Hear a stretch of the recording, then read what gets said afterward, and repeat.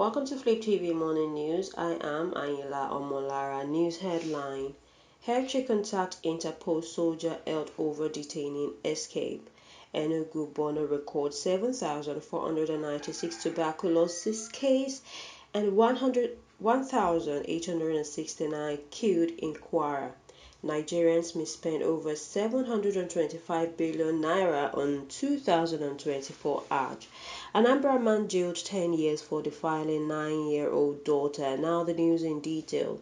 The federal government on Monday contacted the International Criminal Police Organization and issued an arrest warrant for the apprehension of one of the detained executive of global cryptocurrency firm Binance, Nadeem Ajawala, who escaped from lawful custody on Friday. It was also gathered from the Office of the National Security Advisor that Anjarwalla is suspect in the probe into the activities of Binance in Nigeria, used a Kenyan passport to escape while his colleague was still in custody. The escapee Binance official, who has British and Kenyan nationalities, escaped from Abuja through a Middle East airliner as his firm in Nigeria confirmed that Anjarwalla was no longer in the country, adding that the company would cooperate with security agencies. The escape shocked security agencies as they revealed that the fleeing executive was kept in a safe house guarded by soldiers, adding that the security guard on duty had been detained.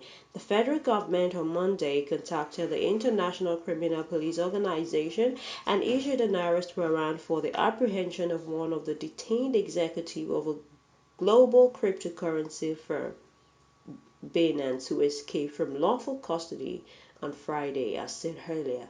It noted that efforts were ongoing to arrest the suspect.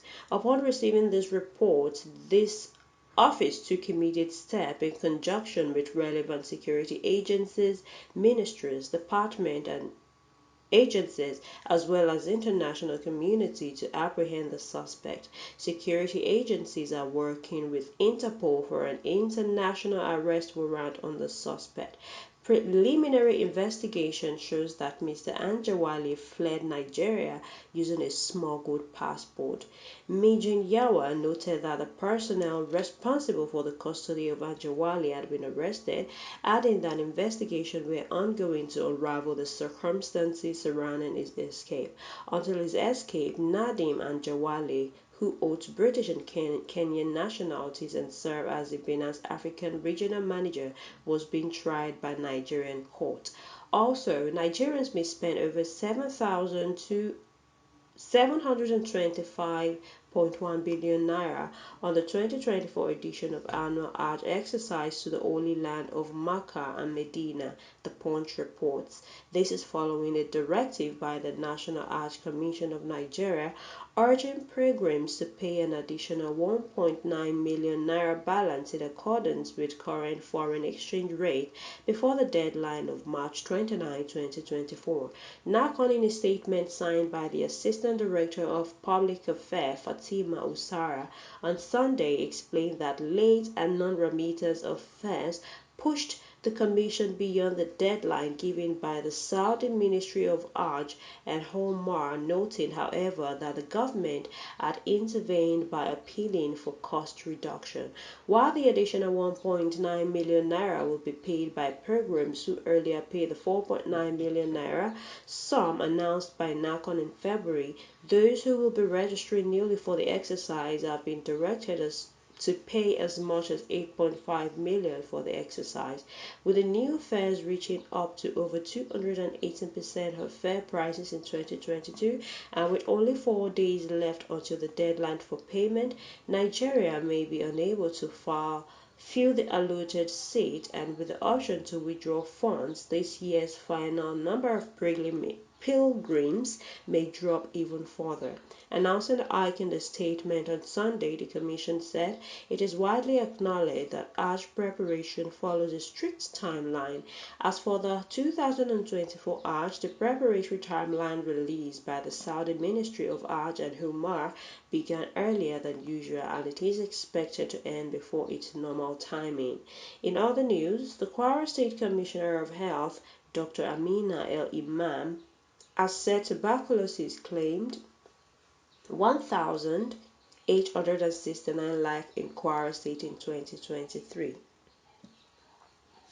El Imam, who spoke on Monday in Ilora while delivering a speech during the 2024 World Tuberculosis Day with the theme Yes, We Can End TB, explained that the disease has continued to claim lives globally. According to the World Health Organization, tuberculosis is an infectious disease usually caused by Mycobacterium tuberculosis bacteria. Tuberculosis generally affects the lung, called pulmonary tuberculosis. It can also affect other parts of the body, extrapulmonary tuberculosis. However, some of the infections remain a latent tuberculosis with no symptoms. About 10% of the latent infection progresses to active disease and can kill if left untreated.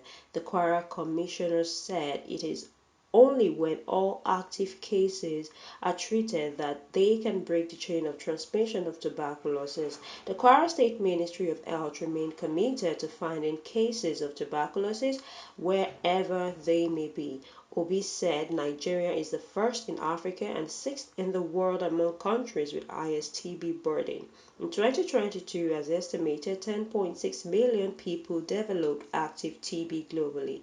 While noting that treatment of tuberculosis was completely free, the Health Commissioner said that the state was providing TB service in 597 health facilities across the state.